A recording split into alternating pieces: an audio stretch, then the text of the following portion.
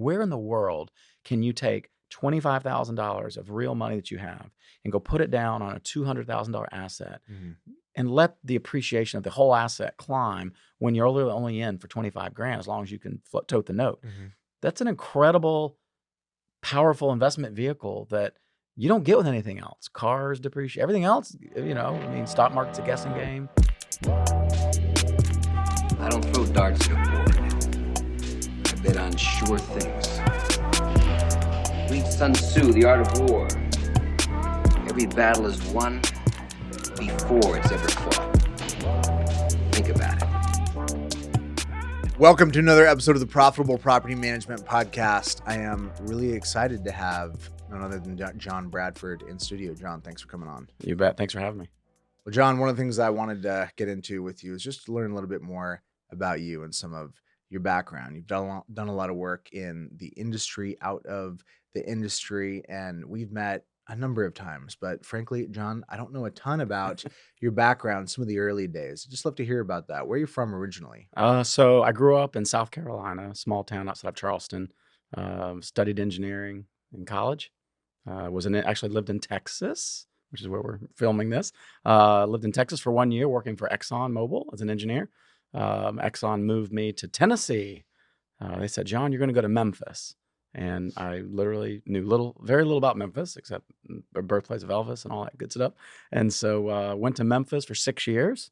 While I was in Memphis working for Exxon as an engineer, I wanted to get an MBA. So I did an executive MBA program where I worked for Exxon during the week and went to, the program on every Saturday.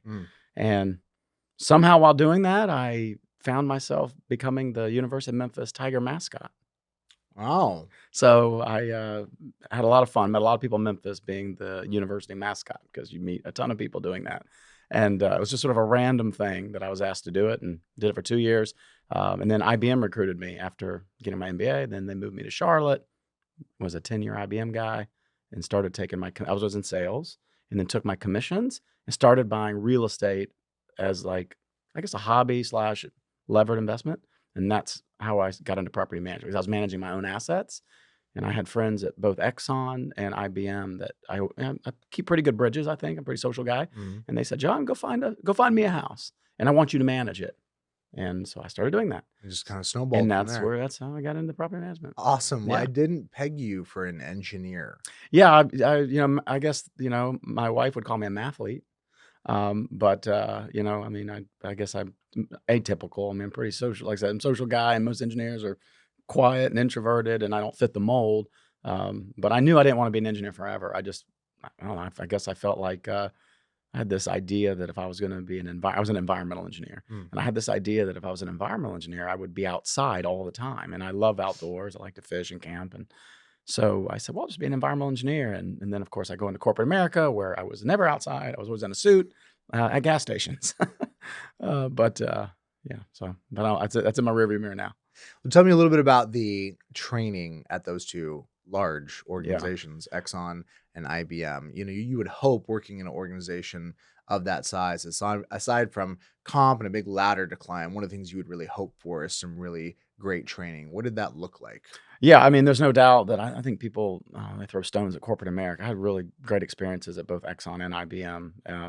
I'm typically an all-in guy. So I take advantage of whatever programs the corporations had to offer. So, for example, at Exxon, safety was a big deal, especially on the heels of, even not to date myself, but at some point there's this giant oil spill called Exxon Valdez. And even though that was 15 years prior to me going to Exxon, it was still incredibly important to the company. So somehow I was selected to be the liaison for the environmental engineering group to this big safety committee. And it really let me, put me on a career path at Exxon. I was affectionately called Exxon John. I became an Exxon coach. I was a trainer. So I would go to new company stores and gas stations, as trivial as they sound. They're incredibly important, number one, because we need them. And number two, they're big job creators. And so we were building these monster convenience stores. We had partnered with Walt Disney to try to make the convenience store experience welcoming. And I know it sounds really bizarre, but there's a mentality to that. And so I was able to get myself a seat at the table during all of that to better understand the branding. And so when you went into a Exxon gas station, when you were leaving, there was a sign over the door that said, "See you tomorrow." And part of Disney's strategy is not to get you there. They're planning on how they bring you back. And so Exxon was trying to emulate that at the gas stations. And it wasn't just at the pump. The pump is where they make some money, but the real money in convenience stores is the dispensed goods. And so we need to get you in the store. We want you to buy the coffee. We want you to buy the Danish, et cetera. And then we want you to come back tomorrow. So I learned all those things as a 22-year-old engineer who was probably more interested in climbing the corporate ladder at Exxon. And most people at Exxon, not most, but a lot of the people are technical in nature. They're an innovative company. And so, I don't know, I thought I'd go just climb the ladder, and I loved them. And it was a real shock when I left the company. But and IBM, a similar example, I can just ask you a little bit more about Exxon. yeah, sure. As that name Exxon comes up, I don't think about retail. I think about fuel. I think about fuel Yeah. processing. But you're saying that the retail component was actually a fairly meaningful part of the overall. Yeah, big part. So I'm not from the north, but there's a big chain in the north called Wawa. I'm familiar. Okay, so Wawa. So this was I was not familiar with it, but I became familiar with them. So Wawa is known for coffee, and coffee are super high margin item, super high margin item. And so, and this was like in the coffee wars, really even before Starbucks was really a Starbucks. And so, so the dispensed goods category they call it, anything that's not prepackaged. There was a big fight to get share, and so that's everything from nachos and hot dogs that are rolling on the rollers to coffee and all the flavorings. And so I was in what they call downstream fuel. So when you go into petroleum, you can either go to upstream, you can go exploration, which is where they go find the oil. You can then go upstream to the refineries, or you can go downstream, which is kind of when it's refined. Last mile. That's right, the last mile. You got it. And so I had the choice, and I said, well, I'll just. They wanted me to go to either Louisiana to go to a refinery or go to corporate. And I, without hesitation, said corporate. And I know that sort of destined me for a suit every day because I had to wear a suit every day to go to the office. I was in a 50-something story building. I was on Bell Street downtown Houston. But I was a kid out of a small town, Summerville, South Carolina. Our tallest building is literally the Holiday Inn, like no joke.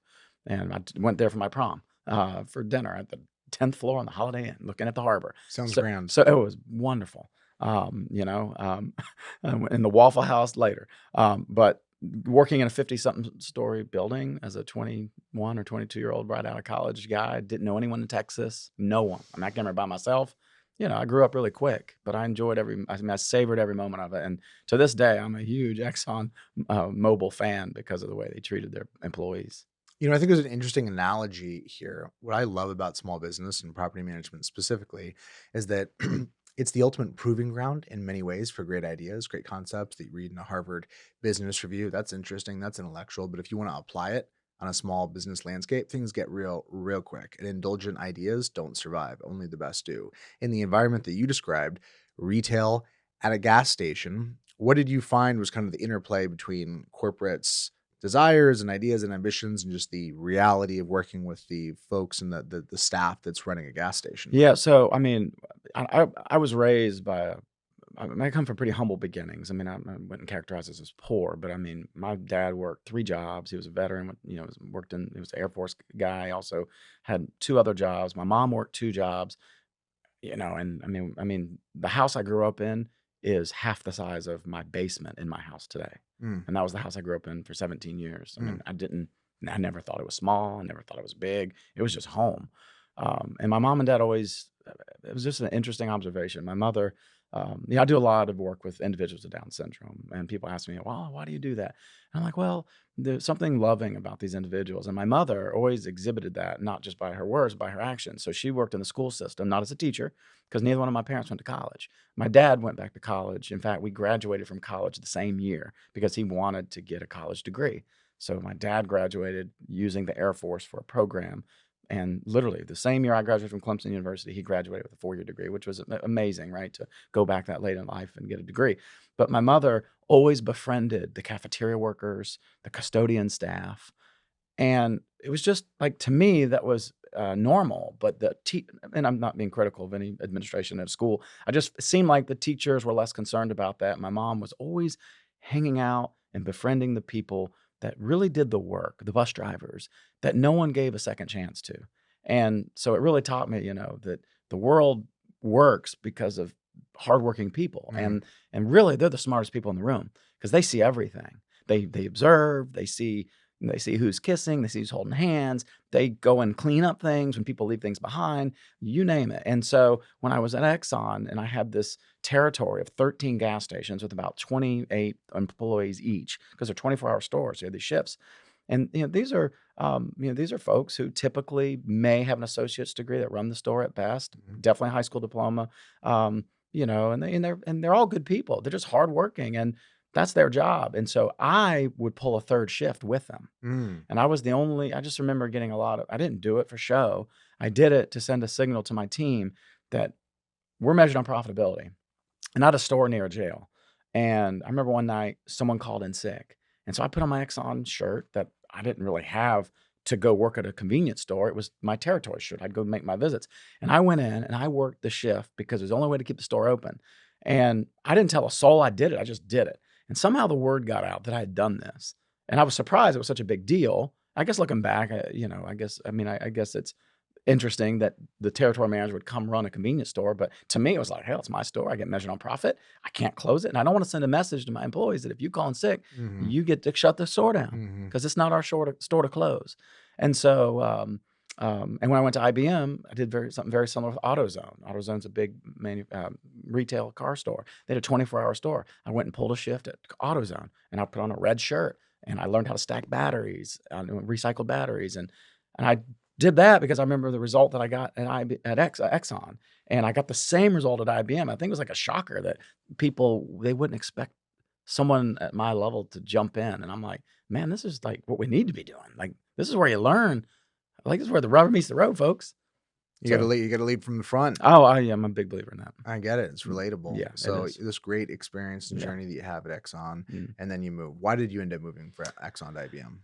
Well, I told you I'm a pretty ambitious guy, and I had this idea that if I at Exxon, I mean, like I said, Exxon John, the executives like me, but I looked at how long it was going to take me to climb the career ladder because Exxon was IBM's a big company too, but I was like, it's probably going to take longer than I'm willing to be patient.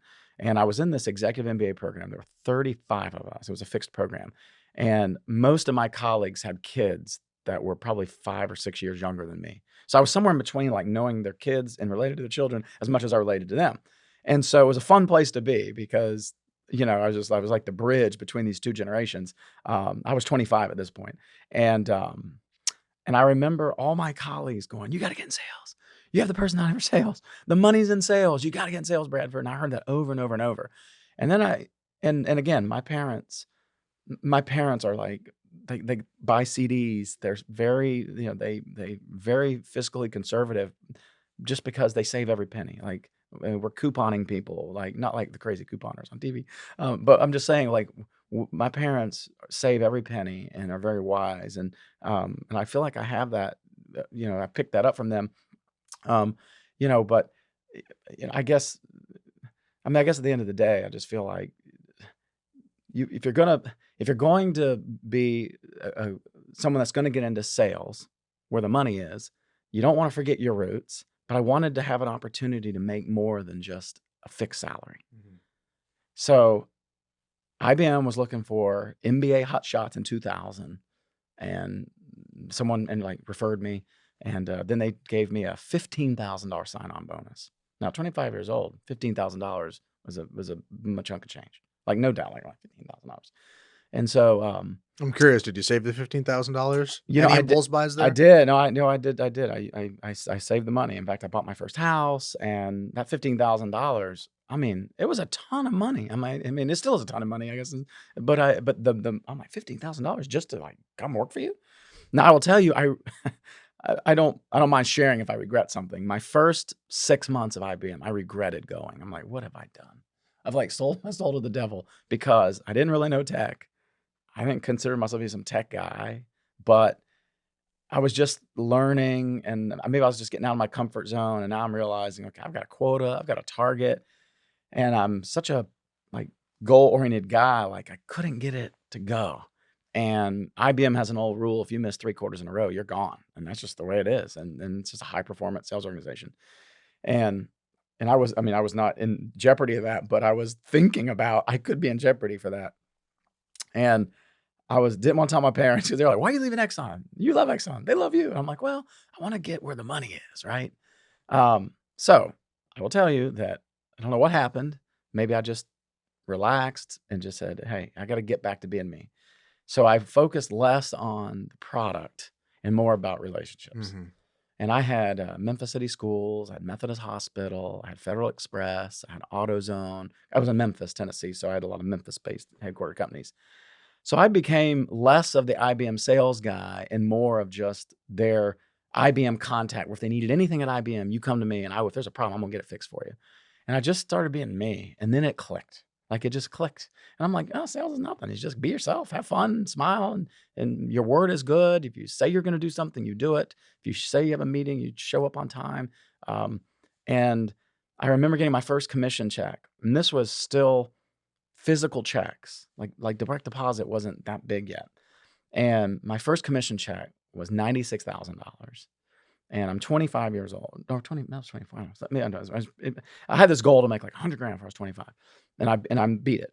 And I remember going home and I took this check out of the envelope and I showed it to my mom and dad. And they're like, what is this? I'm like, well, look at it. And they looked at it and they looked at me. They looked at it, looked at me. They're like, this is almost $100,000. I'm like, I know. That's my 1 quarter commission check.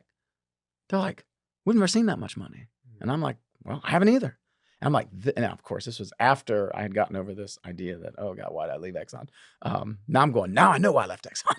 So I proved that, okay, once you settle down and do what you can do, and then everything follows, like the money follows. You just do your thing. So I had a successful career at IBM, sans the first couple of months, I guess, getting my sea legs, but I was there 10 years selling. And I left on my own accord because I just wanted to do my own thing. So now I'm tracking. So you build up some capital in the Yes, system, exactly start doing right. some rental investments on Bingo. the side. Some more friends hear about it, get excited. You decide to manage for other people. Mhm. It's really interesting how common that story is of Sure. managing for myself, for my own properties. People ask. That seems to be a common refrain of how folks get into it. And Yeah. not everybody gets as far as you did in property management. How long were you into that cycle before you got really clear and serious on starting an actual property management business? Yeah, so I mean, I went through a really bad partnership where I had this guy who, he was early gray. So he looked older than he was. He drove the 7 Series BMW. He had the nice suit with his name inside. He was probably 5 or 6 years older than I was. But I was introduced to him, and I'm like, man, this guy, like, he's really Got it going killing on. it. Oh, he's killing it, right? And he's a super nice guy.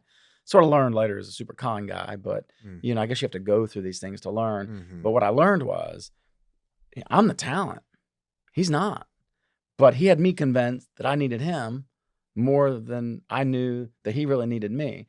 And once I figured out that this guy is really just riding my coattails, this was like before these fancy phones were here. I mean, I think I had like a little Nokia phone. I was mapping out houses on a giant, like real physical map with sticky notes and a TomTom. Remember TomTom, the navigation? It was $1,000. I'm like, well, I'm not paying that. So I still used a map. I'm too tight to pay $1,000. No way. And so I would just drive around with this map, and I would pressure wash houses. I would fluff and puff pine straw. I was doing everything. And this guy would roll in his 7 Series, and he would go find the capital, Jordan, because we were doing all these deals. And I felt like, well, gosh, he's the money man. I need the money man. And then I realized, oh, hell no, I don't need him. And so we went our different ways. And we only went our different ways because I caught him taking money out of our bank account and then lying to me. And it about did me in. I mean, in sense of, had I not still been working at IBM, because this was a hobby that had turned into like a serious business, but I was starting to kind of get 2 feet on both sides of the fence, if you will. But my instinct, thank goodness I followed my instinct, was don't leave IBM until it's like crystal clear. And thank goodness it had not been made crystal clear to leave, because, I had to clean up a lot of glass from this guy, because he had taken money from so many people at our company's expense that they were all lawyering up. This was it was a really interesting. Talking like some security deposit trust fund kind of stuff. It was all about, because he was a mortgage guy. He also did mortgage. That's how he got the money. And he was just doing some real shady stuff, and I had no insight into it because I wasn't in the mortgage business. But once I figured out, I was like, okay, I got to get away from him. And so it's interesting because my chief legal counsel today at PetScreening was the attorney I met back then as the litigator that I'd hired to go after this guy. And then when I realized he had no money, that's why he was taking everyone else's money.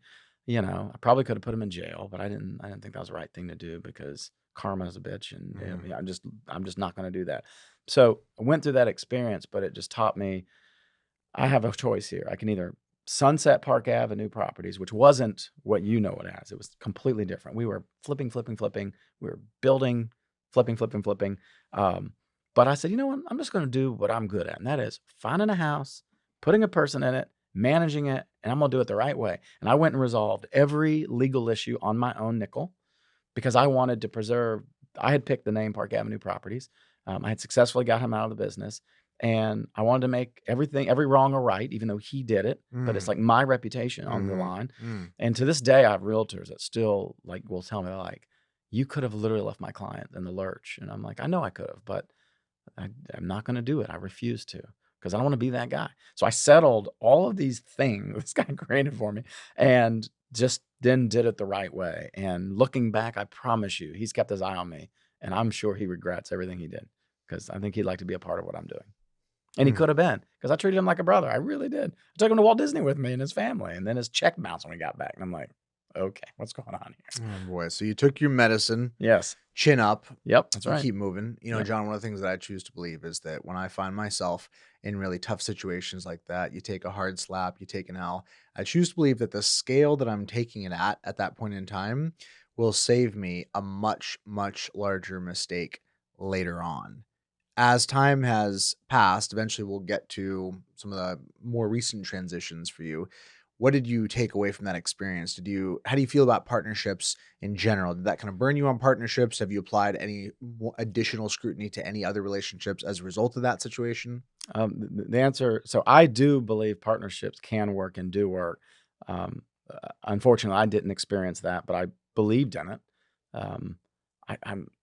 I like to have people around me that all believe in the same thing, and but I mean, I felt burned for sure, and so yes, it did.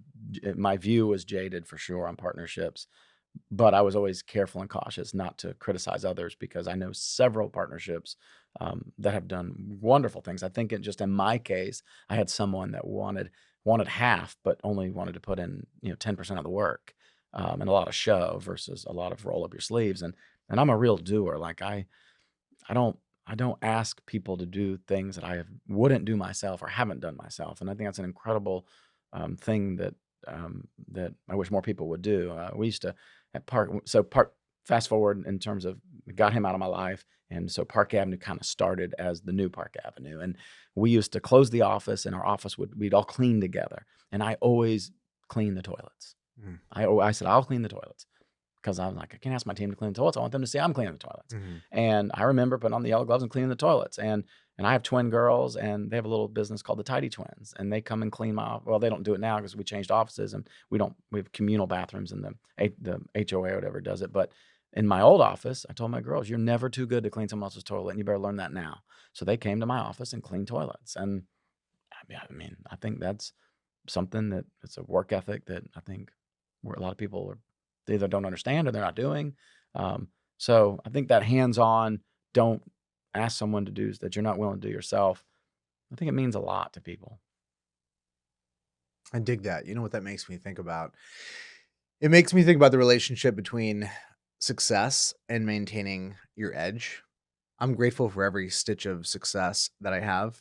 At the same time, sometimes there's a little bit of paranoia. Is it ever going to make me soft? Am I going to lose my edge? Am I going to lose that drive, that hunger, or maybe in that case, the willingness to do that? I'm here now. I shouldn't have to do that. There can be voices of entitlement that creep in about what we should and shouldn't have to do. As you've kind of gone in this journey, what grounds you? What grounds you in your career as you have been able to do a lot of really cool and interesting things? What keeps you centered? I just, I've tried never to forget where I'm from. people make fun of me like, like, "You're a Walmart guy." I'm like, "Yeah, I love Walmart. Those are my people. I love Walmart. And I don't mind telling you, I like flea markets. I like garage sales. Like, I mean, don't let the suit fool you.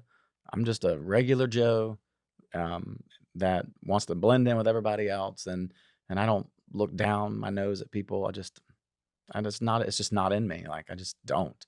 And so I think that's what keeps me grounded. And and I know people, and endearingly will say, "Oh, you're so tight," or "You're such a this or that." I'm like, "Well, I'm not tight. I'm just." I don't know. I just kind of learned early on that my parents were wise with money, and so I'm very careful and cautious. I'm not buying generic Coke. I just wait for Coke to go on sale. I mean, it's a big difference. I mean, it's different when I'm like sacrificing quality for something. I'll wait, but I'm going to. I mean, I was interviewing some young high school group interviewed me, entrepreneurs, and I said, I could have any like. I mean, I guess I could have any car in the world. Like no joke, I can have any car I want. And I just went out and bought a 5-year-old Porsche Macan. 5-year-old car that was less than my wife's latest Buick Enclave. And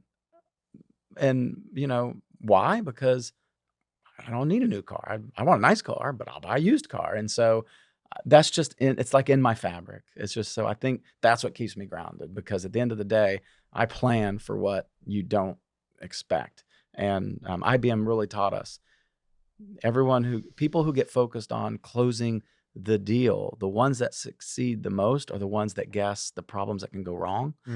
And so I've always thought that way, like what can go wrong? And if you can guess the objections, or if you can guess what's going to go wrong before it does, and I apply that in my personal life, because if something, and I didn't guess the pandemic, but if the wheels fell off the bus, I need to have enough money to survive. So that's always why I'm putting money away, so I don't know.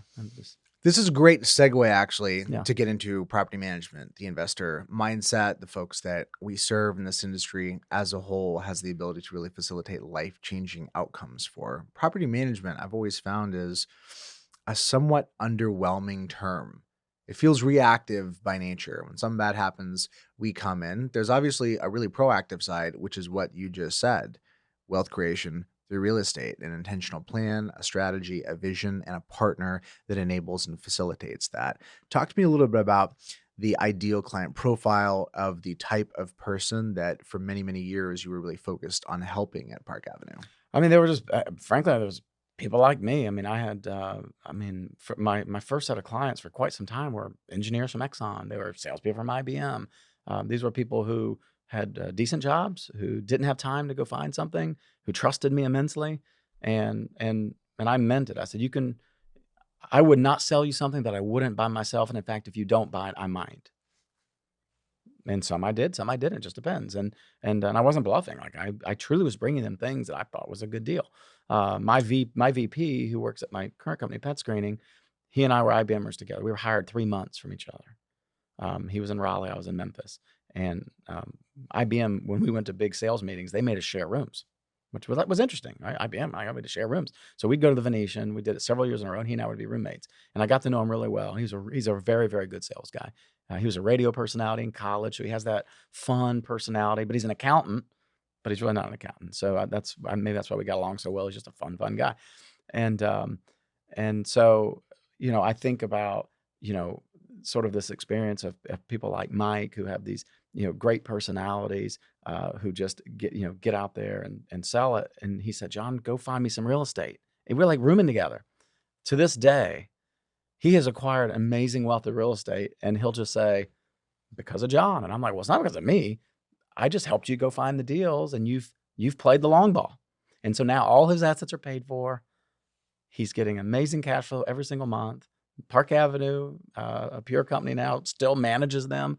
And that was just a guy, we were roommates at IBM. I appreciate the casuality there, but in my experience, John, that actually isn't that common. The idea of actually going out and bird dogging, scouting, finding great deals. What's your experience? How common do you find that to be within the industry, for that to be a core part of the service? I've said many times that look, we need realtors, but I think there's a difference between just a traditional realtor who does buyer agency or selling agent than someone who has a license, who's really bird dogging, looking for deals. Like it's like going to a car dealership and I don't know, pick a BMW. You go to a BMW shop and this guy's like, oh, look at this BMW. And the first thing I'll ask is, do you drive one? Do you drive a BMW? They're like, oh, no, I don't. And I'm like, well, why not? Like, if you're going to sell something, support the products you sell. And so to me, there's something very powerful about that statement. So I could look my investors in the eyes and say, I'm doing this. I'm doing it. I'm not asking you to do something I wouldn't do. In fact, I'm doing it. It's good for me and my family. Oh, absolutely. And it wasn't showmanship. It was authentic. I meant it. And I was doing it. And you could deed search my name and find them.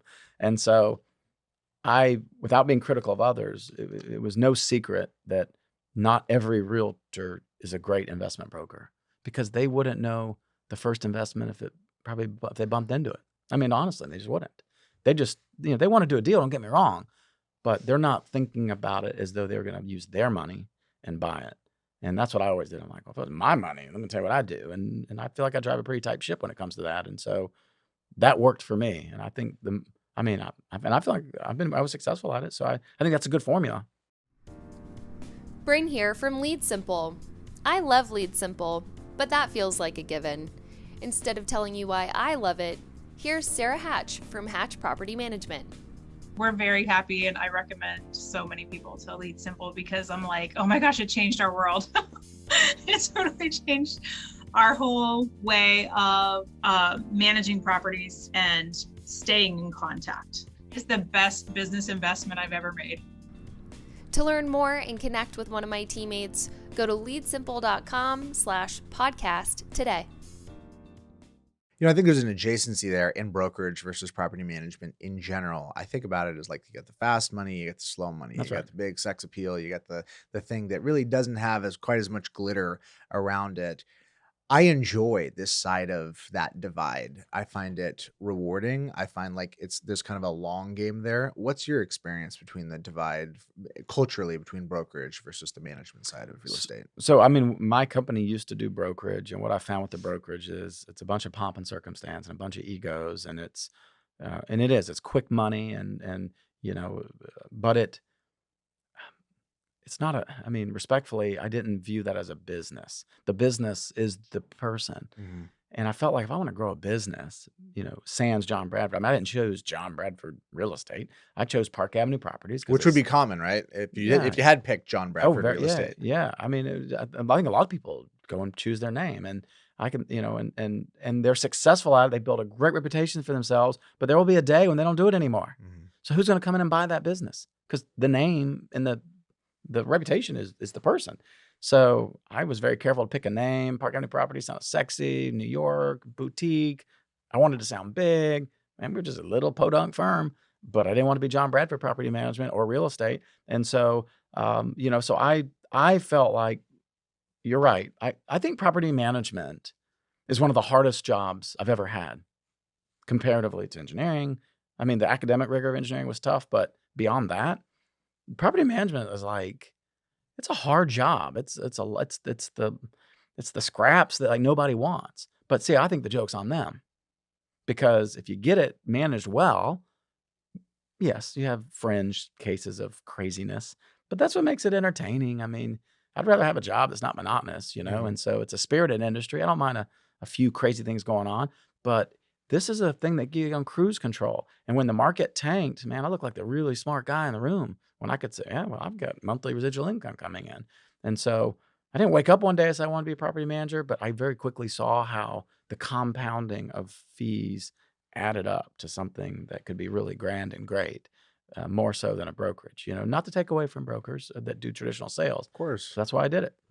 I'm taking notes on that term. It's a spirited industry. Write that down. Oh, yeah. I like that term. I've used it many days. So you mentioned 08. Let's just park there for a minute. Yeah. We've been on the longest bull run in modern history. Seems likely at some point things have to come down, Yeah. but it's been a long while. And if I'm being honest, when that happened, where I was in my career, it wasn't nearly as impactful as it would have been had it happened, let's say, 5 years later. You're mid-stride when this happens. How long had you had the management company when that whole meltdown happened? So I had my partner, and that all fell apart between 05 and 07. And I bought my first office on my own, meaning Park Avenue, just exclusively me, I bought my office at the peak of the market, not knowing it was the peak of the market. And just now, like now in 2021, the value of my office has exceeded the price I paid for. No. Yeah, just now. Wow. That's how long it took to get back. That is incredible. You know, and so it just shows. I mean, I love the location, but you know, the guy that sold it, I mean, he laughed his way all the way to the bank. So was that market particularly inflated at that time? It was just, well, I was very, I was bullish on the area. I wanted walkability, and so I was very narrowly tailoring it to an area that I wanted. And when this house came on the market, I mean, things were crazy. And it appraised, and so I went and just grabbed it. And you know, not everything has to make money. I mean, yeah, at some point you go, well, okay, yes, maybe I paid too much for it, but it was an amazing place to have an office, and so it paid for itself for sure. But you know, I guess the point being is I have experienced bad buying decisions as well as I have done good ones. And I just think that you have to think of this as a mutual fund. I mean, you're not going to pick right every time. I mean, it's like the stock market. You can't pick, you know, you know, it's like a blended average thing.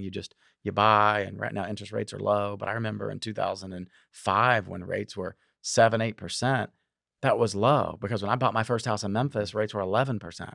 And my parents were telling me when it was 18%. The Paul Volcker days. And look, let's face it, I don't care what, I mean, I do care what the rate is, but it's levered earnings, it's a levered investment. Where in the world can you take $25,000 of real money that you have and go put it down on a $200,000 asset and let the appreciation of the whole asset climb when you're only in for 25 grand, as long as you can tote the note?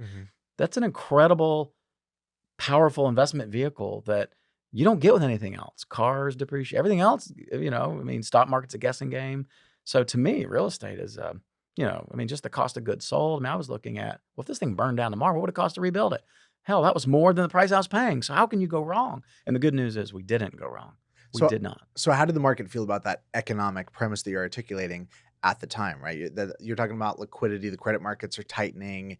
What was kind of the vibe amongst investors and the types of people you're trying to work with when that was happening? Well, because we were buying the foreclosed assets, we were okay, because even the foreclosed pricing, when it all fell apart, was probably fair market pricing. But at least we weren't so far, like we weren't upside down, but it definitely wasn't good on paper as we thought it was. But we knew we were buying it right. So, you know, things had tightened up. You know, the money was still there. And like I said, I was dealing with a group of people that had good paying jobs, and none of them were burned. None of them. I'm very proud to say that not a single person that I had helped had been burned. But I think that just lends itself to, I mean, not that I'm trying to take the credit for it. I just think that when you have a philosophy of going in, I'm going to go buy something that is the same price or less than what it would cost to rebuild it. And back then we could do that math. Then like, how can you go wrong? It's a safe place to be. And, you know, I don't know. And it just seemed to work. Maybe I got lucky. I don't know. So with that same lens and vantage point, how do you feel about the market right now? You know, I'm not doing anything in the market right now. And I don't criticize that do. I just, That's basically your answer. That's where you're at. You're not doing anything. I'm not buying anything. It's pretty much indicative of the rest of the explanation. Okay. I mean, it's a hot race out there, and there's a lot of money out there, a lot of big money, a lot of capital, and companies buying it. But they're I don't know. I feel like these larger companies that are doing it, they're taking advantage of all the years that they bought it really right, and now they have to burn their capital down. They have to. So they may be paying a premium, but the blended rate amongst the whole story is still a good deal. But that's for them. For your typical person who wants to get in this game right now for one asset, you know, you're going to be competing against that. And again, I'm not saying it's not a good time to buy. It's just I'm choosing not to do that. I'm putting my money in other places, like opportunity zones. You know, I hear about those more and more. What's the skinny there? Yeah, so opportunity zone. Senator Tim Scott, who happens to be from South Carolina, it was his piece of legislation. And opportunity zones it's a way to get people to develop real estate in areas that typically need some sort of, you know, regentrification and some paddles on it to get it going. And so the government went out and said, okay, we're going to name true opportunity zones across the country. And they're typically, we call them tier 1, tier 2, tier 3 counties in North Carolina, tier 1 being your most populated, tier 3 being your least. So most of the opportunity zones, I would say, are in tier 3 for sure, maybe a few tier 2. But the whole idea behind it is you have to improve the asset by 95% to qualify. So you can go out and buy a piece of vacant land in an opportunity zone. And if you build something on it, you are definitely improving it by 95%. But all of the money that you use to build the asset and to take down the land, just in this particular example, you're doing it because you're not going to pay taxes. Most people are doing it with capital gains. So rather than pay capital gains tax today, they're going to take that money, invest in an opportunity zone.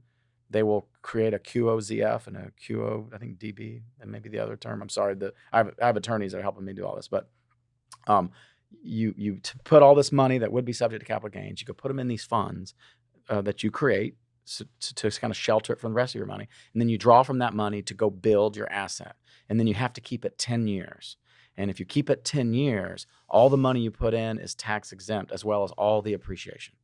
So think of almost like a 1031 exchange. The difference is a 1031 is a deferral. Opportunity zones are not a deferral. I guess you could say they're deferred for 10 years, but after 10 years, the tax event is yours to keep. And I think they can be good plays if you know what you're doing. I'm not so sure I know what I'm doing, but I've hired someone who can help me. So hire someone who knows what they're doing. That sounds exciting, particularly inside of some of the changing landscape with 1031, et cetera. That's right. So pivoting back to Park Avenue, this journey from when you rebirth it to when it changes hands of ownership, how long is that? What's that time frame? Is it a decade? A little over a decade. I think it's 13 years. All right. So John, I don't want to truncate a decade's worth of experience, but that's what I'm going to attempt to do here. Can you highlight what sticks out for you of the hardest fought and the most valuable lessons that you would want to pass on to another business owner within that 10-year journey? Well, I mean, it sounds cliche, but I think you have to have an amazing team around you. That's one thing I've been very fortunate. I have picked some damn good people through the years, and I don't consider it a talent at all. What was that process? Was that gut? Definitely gut. Yeah, I think it's just gut. I don't know. I mean, I picked wrong too, but I guess I've picked more times that were right than wrong. So I would say, you gotta get a team that's. And I was saying, "Oh, see your vision. Okay, look, we're a property management company." I was just saying, look, we're gonna go out there and we're gonna bring some technology. I mean, I was working at IBM. My overlap between IBM, I started Park Avenue in 2003. I left IBM in 2010. 7 years, I was burning candles from both ends because I didn't want to leave IBM until I knew I had that stability. And remember the story about my partner? I'm glad I didn't, because without the IBM commissions coming in, it could have truly done me in to settle all those lawsuits and things. But I wanted to do it the right way, and so I'm very grateful that somehow I was able to just stick with it. But in 2010, when I left IBM, I couldn't afford to stay at IBM. That's what it really boiled down to. I couldn't afford to stay at IBM anymore. That's when I knew it was time to go, because I was making a really good living at IBM, and people couldn't believe I was leaving IBM. And I'm like, yep, I'm leaving. And they're like, why? And I'm like, well, I'm doing this property management thing. And they're like, what? Like, I had just been so off the radar doing it. My management knew. It was no conflict of interest, but I just didn't talk about it. Just went and did my thing, right? Heads down, off the radar, and go grow it. And I think hired some really good people, and through the years, I mean, even today, I mean, I have employees. I mean, outside of Jennifer Stoops, I know was on your show recently. She was with me for, I guess, 13, 14 years. But I mean, to this day, we have people who've been with us like 9, 10 years. And that's a long time in this space where you get burned out. Well, every day someone's mad at you. Every day someone's mad at you, because it just is. We're in that role. We're in the middle, right? We're the monkey in the middle. Someone's mad at you. But I think they've stuck with us because, I think they feel like they're treated well. And, I mean, I'd love to tell you we have this great culture. We've tried to. We've done camping events. We're getting ready to do our 9th annual camping trip. I don't even own the company anymore. I'm a part of the company, but I'm still doing a camping trip because that's important to me that we try to keep that going. So we're doing our 9th annual camping trip where I go get everybody cabins and we go out and we camp and I cook for them. I do pancakes in the morning. I do donuts on Sunday. I've been doing this exact thing for 9 years. And, I'm not saying that's why they stayed, but I think they've enjoyed that type of crazy stuff. So you had some wins and some successes with personnel. I'd like to think I have as well. I'm curious. I know you've heard the refrain from some folks that just kind of have this story of, I can't find good people. and they're in that story for months and it turns into years and it's heavy. When you have a conversation with somebody who's been in that story for a long time of I just can't find good people, what would be your message, your advice to kind of inquire as to why some folks get stuck in that loop? Well, I mean, I can only speak from my own experience here.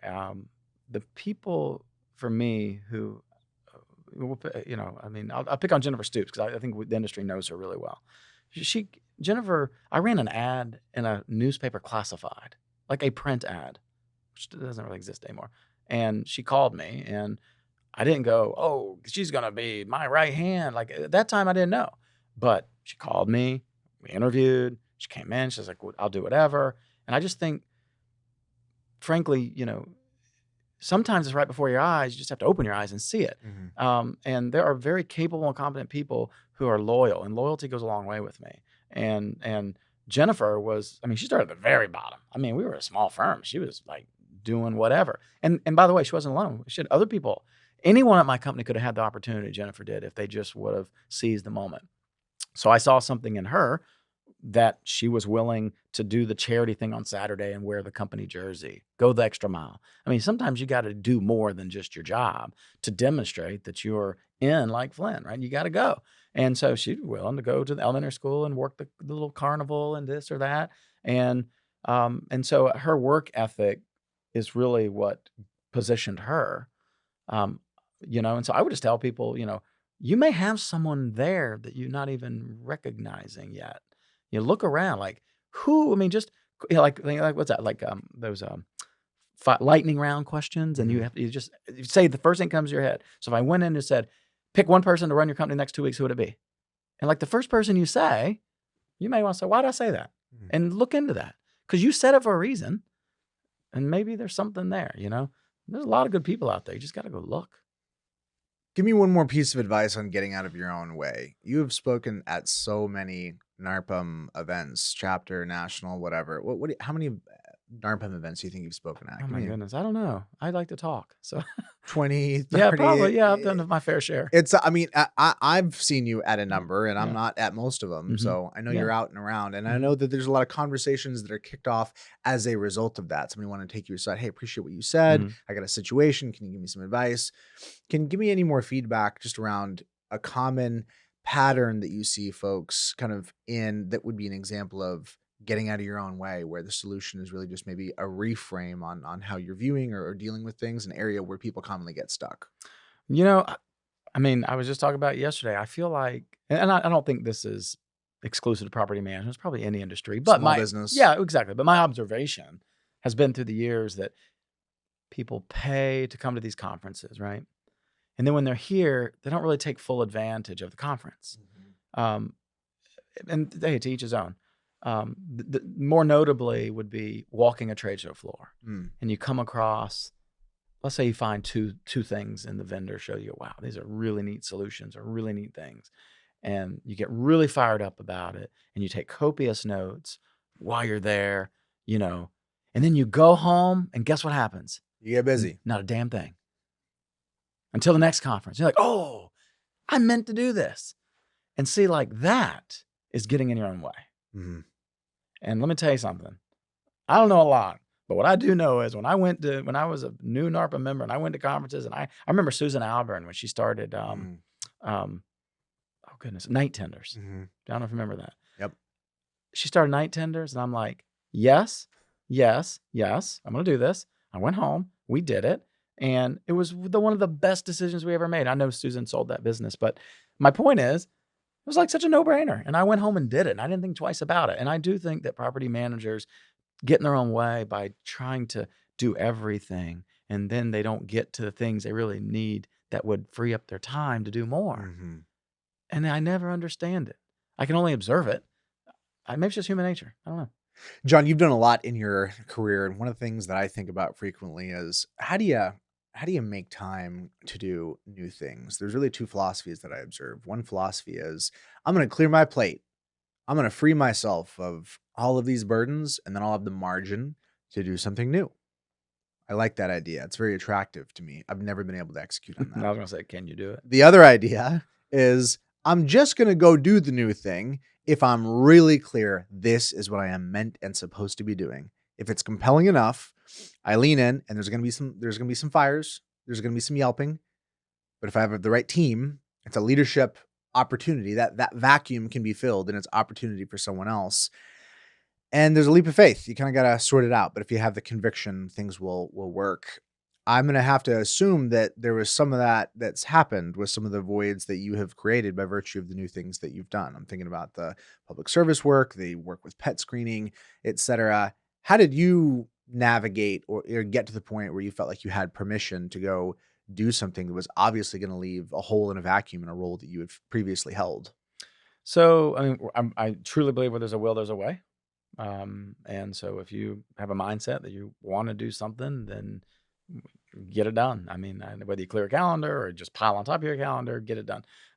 And for my own journey in terms of these businesses that I've started, I think the legislature was probably the first true, like that was a hole, because the legislature required me to be 3 hours away, 4 days a week for 7 and 8 months at a time. Okay. That's a big commitment. I'm away from my family. I'm away from my business. I'm away from anything that's not in Charlotte. I was in Raleigh. And so I remember sitting, Jennifer and Brad, I always had this idea that Park Avenue was a giant airplane flying through the sky. And I said, okay, we need two pilots in the cockpit. That way, one of you, if you need to go to the bathroom, you can. The other one still flies the bird or whatever. And Brad was our legal counsel, and Jennifer was, Jennifer's Jennifer. She was like very utilitarian. I mean, she's not a lawyer, but she has very good legal instincts, and but you still need a lawyer. And so I recognize that. So I kind of had this Brad and Jennifer thing. And I called it the John and Jennifer show. Jennifer and I would come to NARPM, and everyone knew John and Jennifer. Like, I'm not saying everybody, but I'm not like trying to sound like we're popular. I'm just saying that I felt like people saw the two of us together, and they're like, okay, those two have a good working relationship. And so I tried to liken it to say, okay, now it's the Brad or Jennifer and Brad show. Okay. And Brad, though, was just our legal counsel, and Brad's aspirations were different. So I would really push Jennifer to say, okay, it's the Jennifer and Who show. Because she wanted to be on the NARPM board for a long time. And I'm like, you should. But I can't agree for you to be on the NARPM board until you tell me it's the Jennifer and Who show. Because John is doing the legislature, and I need you to be doing this. And if you are going to want to go and do these other great things, which you are capable of, and I want you to do, you can. But you have one job, and your job is to find someone to replace you. That's your job. And I think if you were to ask her, she'd tell you that she struggled with that until she finally got it and said, okay, I need to go find someone to be the surrogate me. And in my current company, PetScreening, kind of the same thing. It's like I now have people running the show so I can do my other things. And I've just been lucky enough to, I think, find people that are willing to take a bet on me and do it. I've never, I don't know. So you're one of the few people that's made this jump from the property management side to the vendor side. Not a ton of folks that have done that. I don't know that there's anybody that's made the reverse jump, but there's a small number of people that sit on both sides of that. What's interesting about that play is in software, there's this concept of dog fooding, which is to say using your own stuff. If you sell a CRM, do you actually use the CRM? Kind of the same commentary you're making about investment rentals. The context that you had and that you're swimming in day to day, how did you arrive at pet screening? Were you looking for an opportunity? Was it an aha moment in the shower? How did we get here? So Park Avenue was managing investment portfolios in Indiana, Florida, Georgia, North Carolina, South Carolina. And so we had pockets of portfolios that were being brought to us. They called them tapes, right? That's what the industry called them. So it was for like companies like Imitation Homes, American Homes for Rent, et cetera. And we had inherited 2 portfolios one in Florida and one in Indiana. And within 6 weeks of each other, we had 2 dog bite incidents. Okay, just pure happenstance. And our legal counsel Brad said, John, Florida and Indiana both have state statutes that say that if you have insurance, you have to disclose it. And I was always the guy that said, we're not going to disclose our insurance because once you give insurance, it's like now they've got it and they're going to make a claim. But we had to give our insurance. And so insurance came in and they settled these 2 dog bite incidents. And I'm like, we didn't even place these tenants. Like, we inherited these portfolios with the people and the pets. And I was really frustrated because my insurance rate was going up because of these 2 bites that I had nothing to do with. Nothing. Our company had nothing to do with it, except we were the responsible party because we were the manager, because we were assigned these giant, and we had just had them for like 3 weeks. Like, it was so like, I'm like Murphy's Law. But I remember asking Jennifer and Brad, I said, okay, well, hang on. What if we would have placed these tenants? What would we have had on these dogs? And I remember both of them giving me the academic answer, which is great because you would expect your legal counsel and you're a person running the company to give you an academic answer. And so I think my team would tell you that I'm a master tester. Like, I test things very politely, but I don't take people's word, but I like to just challenge things. So I went to my frontline property managers. I said, hey, what do we do with dogs? How do we do it? And the answers that I received from our property managers was much different than the academic answer. And I thought, okay, let me do some self-analysis here. I have a firm that I feel like is pretty forward-thinking with in-house legal counsel. I feel like we're a shop that runs pretty tight, but we're not really doing enough consistency with dogs in general. Now, I can't tell you that was the moment I went, oh, I got to go create a program. It was just like, kind of put a pin in that. So serving in the legislature, I was a freshman. I was in my second year of my first term. And people in the legislature, we all tend to get to know what you do for background. I'm not a lawyer. We have tons of lawyers in the legislature, but I'm like, I'm not a lawyer. I'm the business guy. So if we need business ideas, someone pragmatic, I'm your guy. And so anytime someone called the state legislature, the Senate, or the House, and they had issues about assistance animals, they're like, oh, go to Representative Bradford. He runs property management. He knows about assistance animals. And I'm like, nope, I really don't know that, but I'll fake it till I make it. So I will help you. And so I started helping people with their assistance animal questions. And my answer was always the same. These are federal guidelines, not state guidelines, North Carolina, blah, blah, blah. But that was hitting my plate. Again, put a pin in that. So those two things had happened. I went to a broker owner in Vegas for NARPM. And if Gail Phillips and all my NARPM friends are listening, or at some point, they'll put a big smile on their face. I went there. It was the first meeting I'd gone to where I wasn't in a suit. I was in a ball cap. I mean, because I prefer to be in a ball cap and jeans. But I had no votes, and I was able to fly out there last minute, and no one knew I was coming.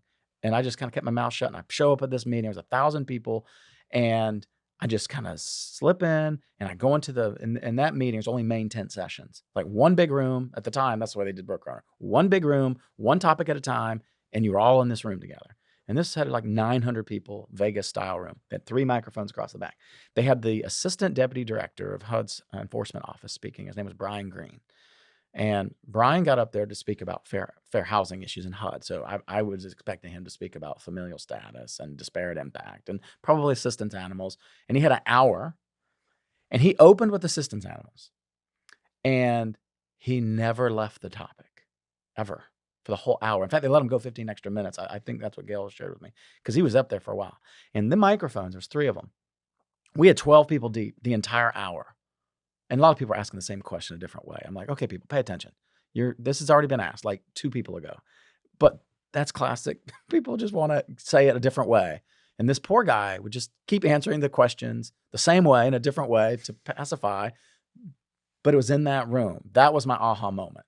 I was in that room, and I like, and this sounds so like cliche, but I literally remember doing, like, looking across my shoulder, seeing these people on this microphone. I looked across this one, I saw these people on this microphone. And I'm like, there is an opportunity for me to use my legislative background, which I was already demonstrating that I was the tenant landlord go-to guy in North Carolina, and I still am. There's got to be a way to do this. So it was in that room that I started looking for domains. Didn't find PetScreening. I think I had a BlackBerry or something, but I don't remember what kind of phone I had at the time. But I started looking for domain names, and it wasn't that long after when I came across PetScreening, and it was a screen for pet doors. And I'm like, well, that's not, that's when you did PetScreening, that's what came up, but the domain was available. And so I squatted on the domain and went and met a developer that I knew and tried to hire him to come work for me to help me get this idea off the ground. And he's now our CTO. So that's really the aha moment was, if these people who are smart people run their firms, and if they're not getting it, then I know no one else is getting it, but I get it. And I'm going to go find a way to make sure they all have help. And that is where the idea of pet screening was born. And so just for maximal clarity, there's always a big gap between what it was and what it is now. Yeah. The original premise or the problem you were trying to solve for versus what it's become today. I have to assume there's probably been some shift there. What's any gap or pretty much the exact same thing? It's the exact same thing with the addition of one lane. I was focused on a pet management tool that helped with assistance animal verification. So pets and animals. What I was not thinking about was people who had no pets, no animals. I think, well, they don't have a pet or an animal. Why would they ever go through pet screening? And so for the first 18 months, I was focused on pets, animals, and if you didn't have a pet, well, obviously we're not concerned about that. One of our Greystar managers said, John, love your product. Because we were selling it. They're like, but we need help with people who say they don't have a pet, but do have a pet.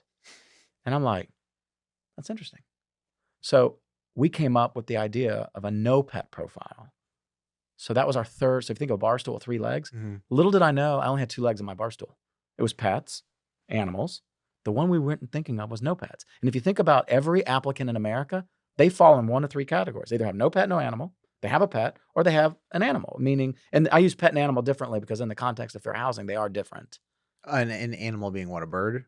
No, I'm sorry. An animal being, think of someone who needs a wheelchair. The wheelchair is an assistive device to their quality of life. In this context, the animal is for someone with a disability, and you can't charge animals pet fees because they're not pets.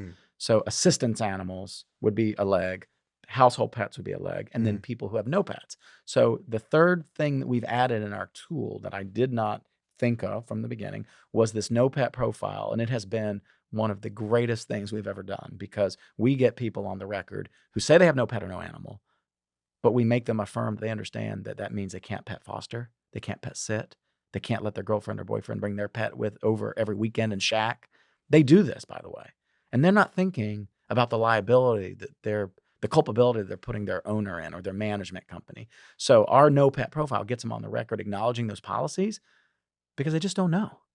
And it's we don't charge for that. It's free for those people, but it's amazing how it just puts the issue in their eyes and go, oh, because there's a big side hustle right now in dog walking, pet sitting for other people and doing it in the comfort of your own home. It's like an Uber driver, but you have people dropping pets off at your house. You're charging $50 a night to pet sit, and then you give the pet back.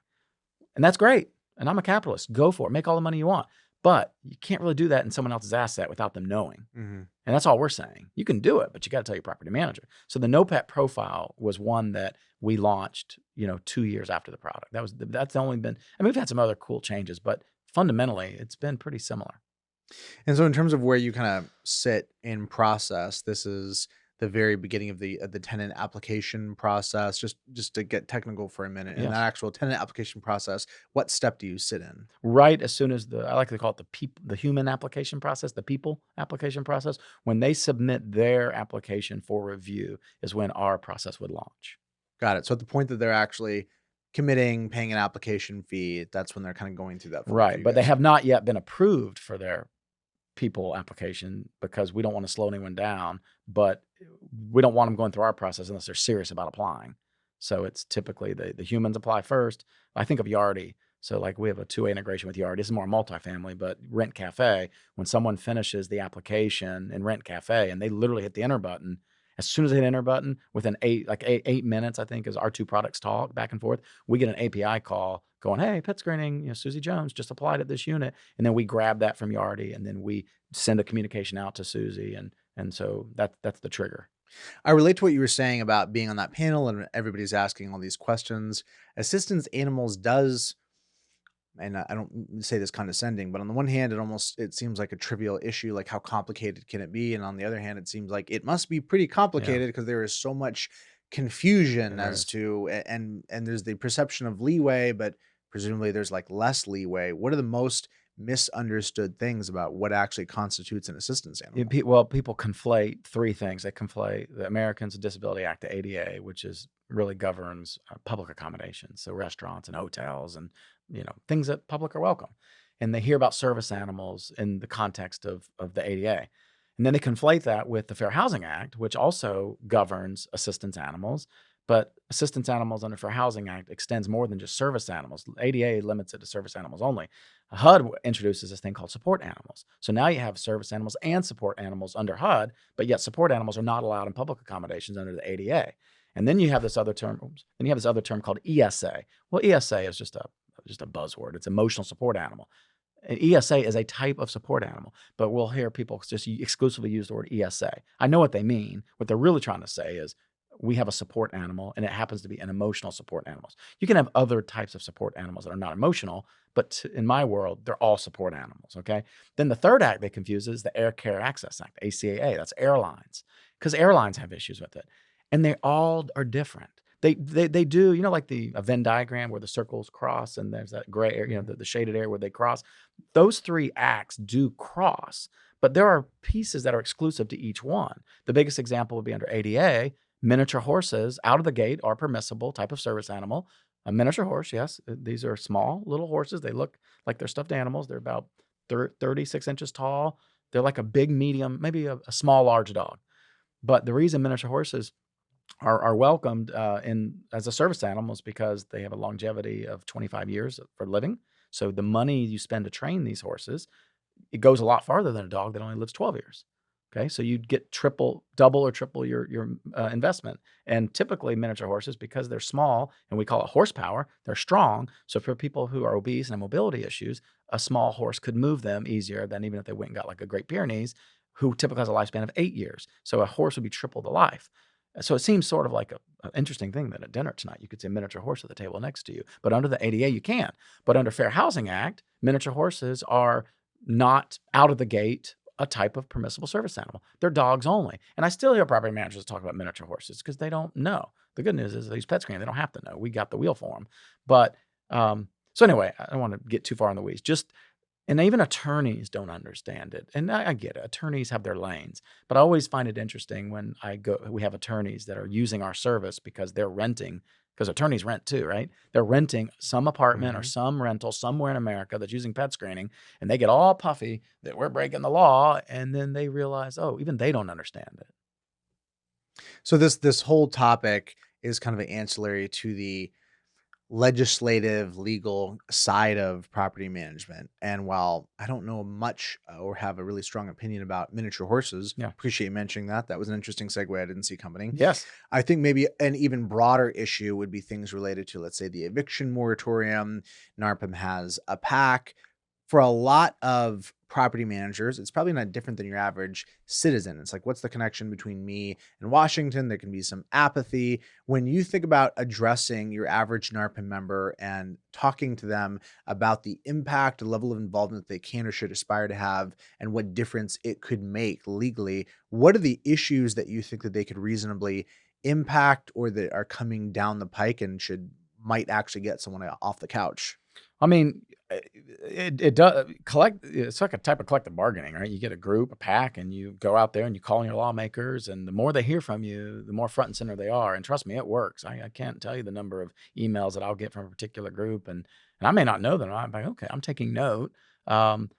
And lawmakers from federal level down to state levels, like these are everyday people. They put their pants on and their dresses on the same way as everybody else, and they are your representatives. And so, you want to go meet with the United States Senator, call the office and ask for a meeting with the United States Senator.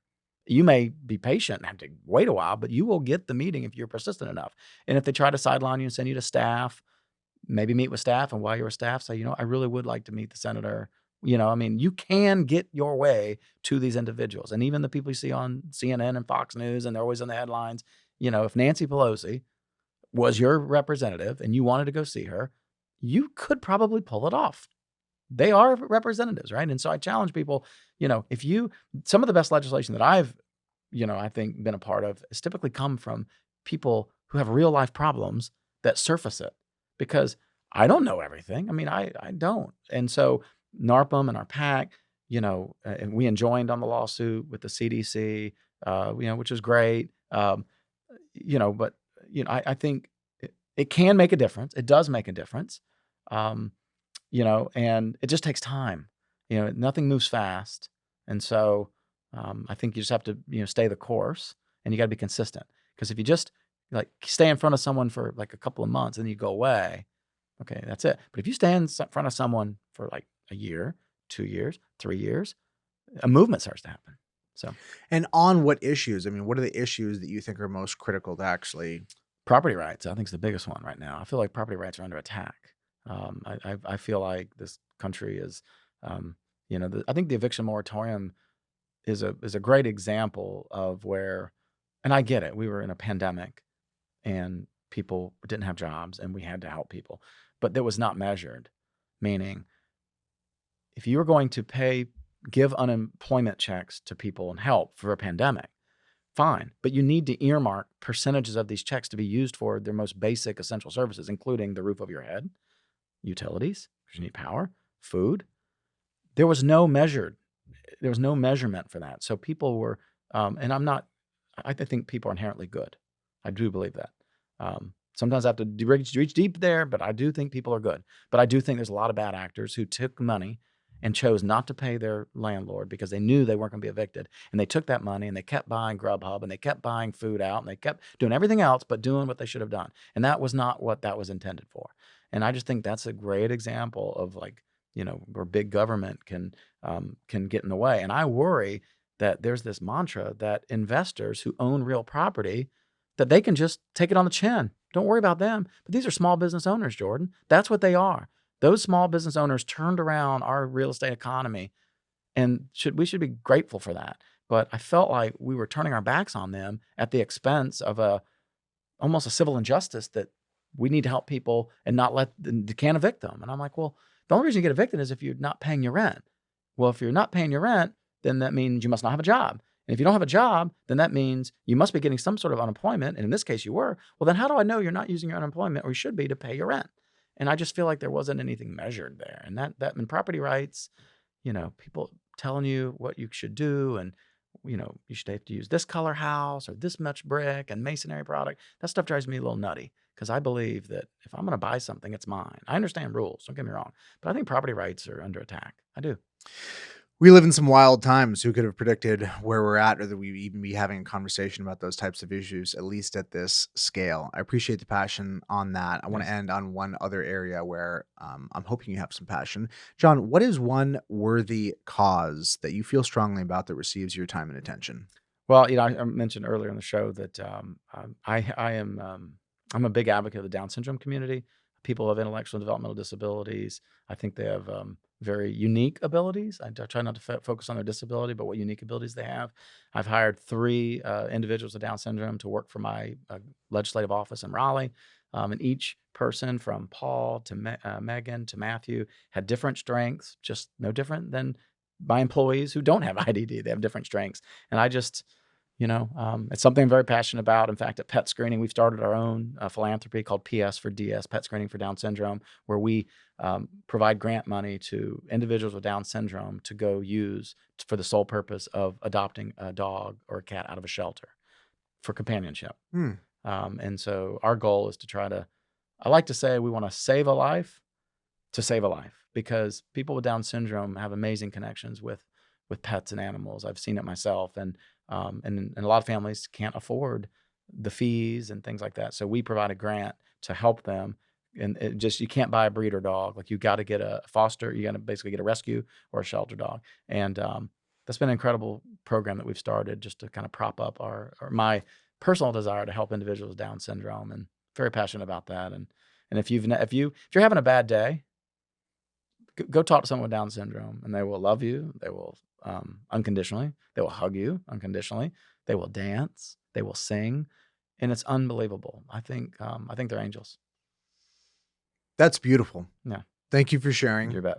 Thank you for giving back and contributing to this space and this industry that we work in together and that we share. I spend my time here. I come to these events, and a lot of what I get out of it is the relationships and the conversations. And I appreciate people like you that are adding, not just being a taker, but really contributing and have something to add. So thanks for doing that, John. You bet. And listen, we appreciate your. Someone told me before I came, they're like, he's an amazing interviewer. So yeah, they set the bar high. You do a nice job. So thank you for all you've done, and congratulations on your success. I find you to be a very grounded person, and and quite the entrepreneur yourself. So I'm sure you don't give yourself any credit. Too bad you can't interview yourself. You may try that sometime. Interesting concept. Pre-record the questions and then get in the other seat and answer them, and then tag it together. We'll leave it there. Thank you, John. bet. Appreciate you. My Thanks for pleasure. coming on, brother. Thanks for having me.